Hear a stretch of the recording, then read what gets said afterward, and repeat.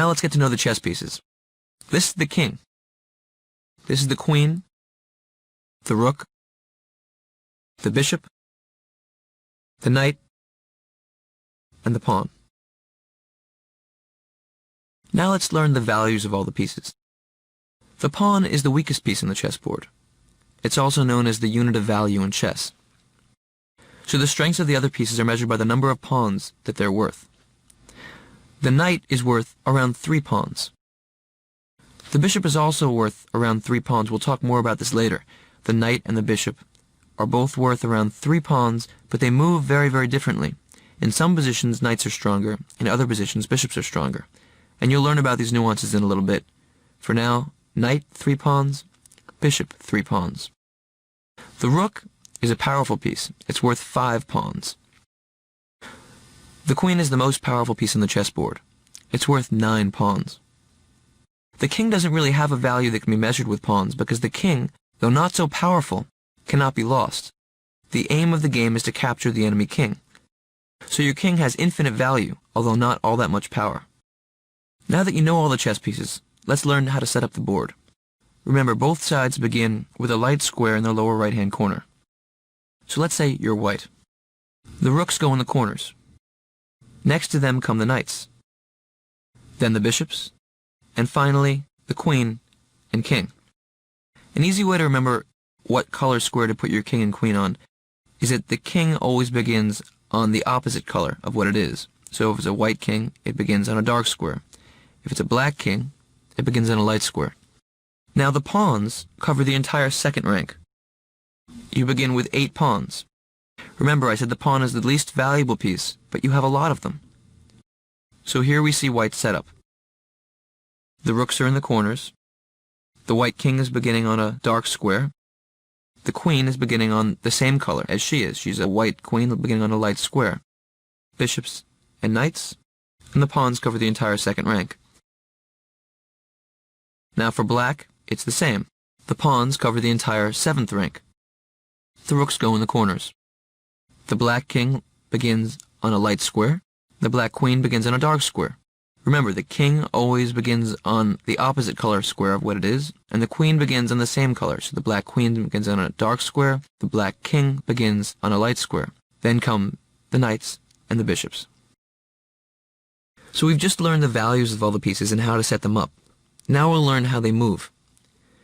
The chess pieces might seem strange to you at first, but soon they'll feel natural, almost a part of you.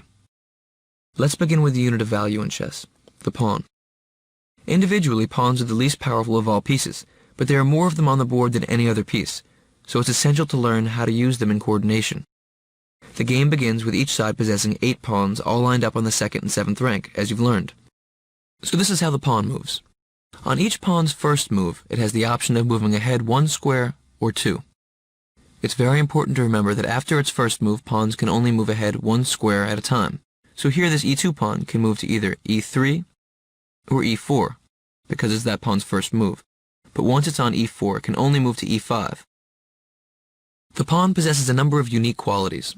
First of all, the pawn is the only piece that cannot move backwards. So as we'll explore in Part 3 of the Academy, we have to be careful not to overextend our pawn structure. You'll see more about that later. Also, the pawn is the only piece that captures differently from how it moves. Pawns move straight ahead, but they capture diagonally. This is tricky. So in this position, the white d3 pawn can capture black's pawn on c4, but not the black pawn on d4. In this position, the white pawn on d3 can't move at all. It's blockaded by the black pawn on d4, and there's nothing for it to capture. Despite being small, each pawn has enormous potential. The pawn's greatest power is called promotion. Anytime a pawn successfully journeys to the end of the board, it can transform into any other chess piece on the board, except for the king, of course. A queen, rook, knight, or bishop. We almost always promote into a queen, but there are rare exceptions which I'll show you a bit later. Now we're going to have to learn one of the more tricky rules of chess, en passant, French for in passing. This is how it works. Let's say that a white e-pawn has advanced to the 5th rank. Effectively, this pawn is keeping an eye on the f and d pawns of black, because of the following rule. If either of those pawns advances 2 squares, the white pawn has the option of capturing it diagonally as if it only moved one square. So if d5, white can play e takes d6. There are two important stipulations to remember. First of all, this is a one-shot deal. If white chooses not to capture the pawn immediately after d5, then he'll lose the chance forever. Also, say white has a pawn on e5 and black has a pawn on d6. If black plays d6 to d5, white cannot capture en passant. This rule only applies if a pawn is moved 2 squares forward, passing an enemy pawn that is residing on its 5th rank. And don't forget that you only have one chance. Now let's learn about the king. The king is the most valuable piece in the game, because if we lose him, it's all over. The goal in chess is to capture the enemy king while providing sufficient protection to your own king. But despite its precious nature, the king is not terribly mobile. In this position, the white king on e5 can move to all of these squares. It's easy to remember how the king moves. It can move one square in any direction, as long as that square isn't defended by an enemy piece. So here the white king can move to any of these squares. In this position, with the king on c2, the king can move to these squares. So remember, a king can move diagonally, horizontally, or vertically one square whenever it wants to. So you know how the king moves. We also know that the goal in chess is to capture the king. Whenever the king is threatened, it's called check. In this position, if white plays the pawn from e4 to e5, we know the pawn's captured diagonally, the black king is in check. This is marked with a plus mark, by the way, in notation. So here this would be e5, check. The black king would have to move, and we can see that the black king could move to e6, e7, d7, c7, or c6. The black king couldn't move to c5 or d5, or capture on e5 because the white king defends those squares. It's an illegal move for a king to ever move to a square where it can be captured. This is called check. So when you're in check, you can just move out of the way. The real goal in chess is checkmate. In this position, white can play e7, which is checkmate. The black king is attacked, but it can't move anywhere. The c8 and e8 squares are defended by the white d7 pawn. The e7 pawn of white attacks the black king, and the white king defends that pawn, defends the d7 pawn, and also guards the c7 square. Black can't go anywhere. This is called checkmate. This is your goal in chess. There's one more way for the game to end. In this position, it's white's move. What can he do? Well, any answer you gave would have to be wrong because there's no square you can move to. c1 and e1 are guarded by the black d2 pawn. e2, d2, and c2 are guarded by the black king. So in fact, white can't move anywhere, but white's not in check. This is called stalemate. The game is drawn. So we know if we attack the king, it's check. The king can move away. If we attack the king and the king can't go anywhere, that's checkmate. The game is over and the player who delivered the checkmate wins. Stalemate is when you cannot make any legal moves with your king, but you're not in check. The game is drawn. Now let's do some exercises to get used to king moves. Here, touch all the squares the white king can move to.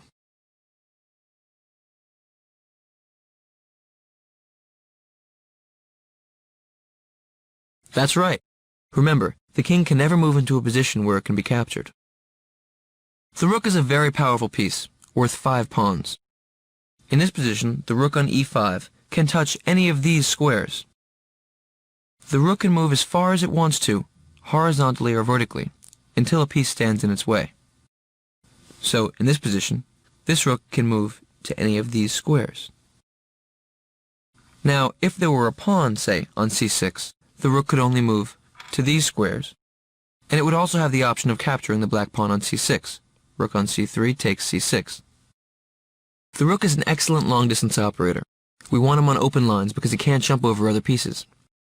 On an empty board, the rook controls the same number of squares whether placed in the center or the side of the board. As we'll see later, this is very unusual. Most chess pieces are much more powerful when centrally placed. As you know, the king is the most important piece in your chess army.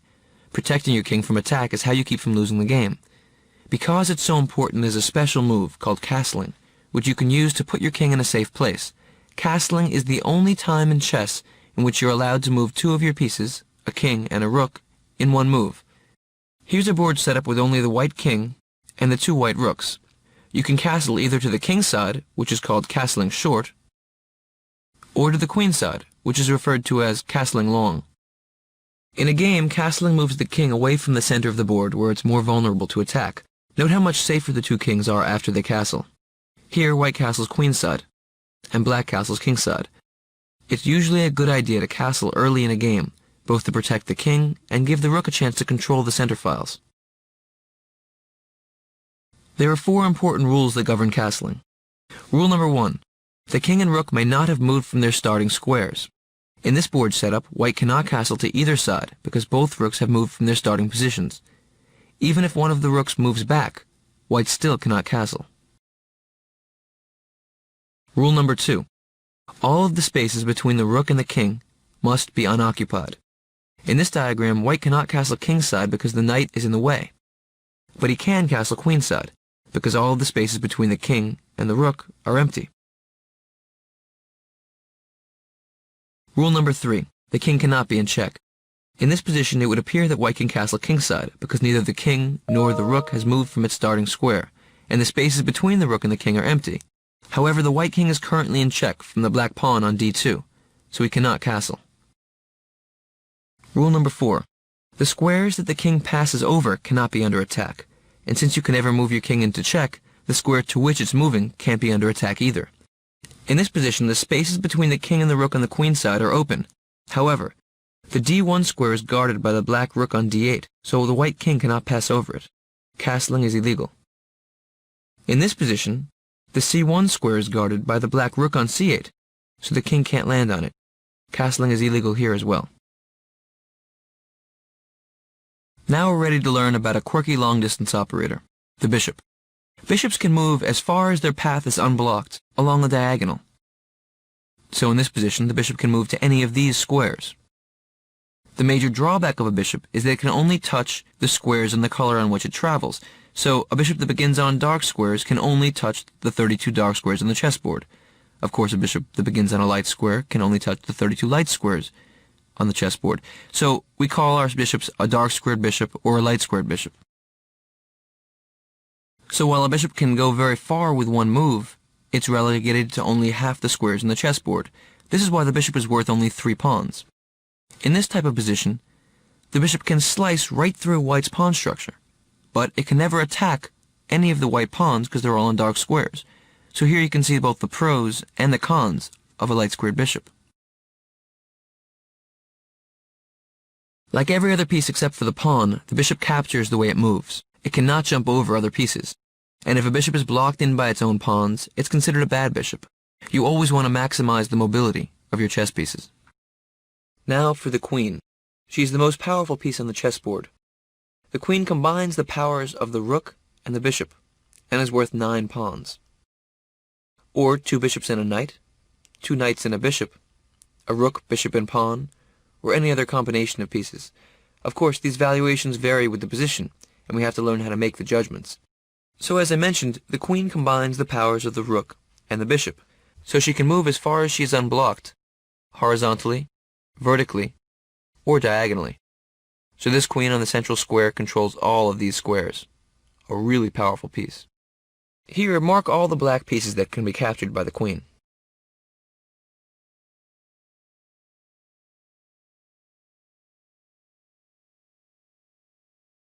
Good job. And now capture the most valuable piece. Good job. The rook on g7 was the most valuable piece to be captured.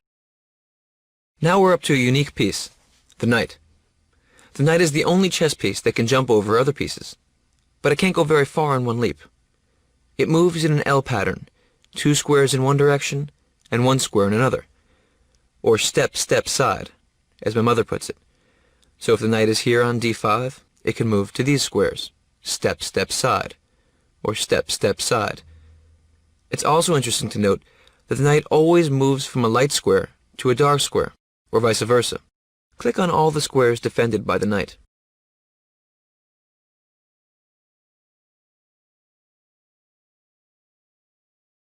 The knight can cover 8 squares when placed in the center of the board.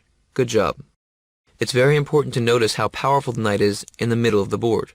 The center is a theme we'll keep on coming back to throughout this academy. Now in this position, touch all the squares the knight attacks. Good job. The knight can cover 4 squares on the side of the board. Of course, you remember the knight touched 8 squares when in the center of the board. Now in this position, click on all the squares defended by the knight. Exactly. The knight can only cover 2 squares from the corner of the board. So the knight in the corner covers 2 squares. The knight in the side covers 4 squares. The knight in the center covers 8 squares. We always want to centralize our knight, and this holds true with most of the chess pieces. Centralized pieces can go right, they can go left, they can go up, they can go down. They can go everywhere. With the knights, my first teacher used to always tell me, a knight on the rim is grim. It's a good way to remember to centralize your knights. Congratulations! You finished the lessons of Part 1.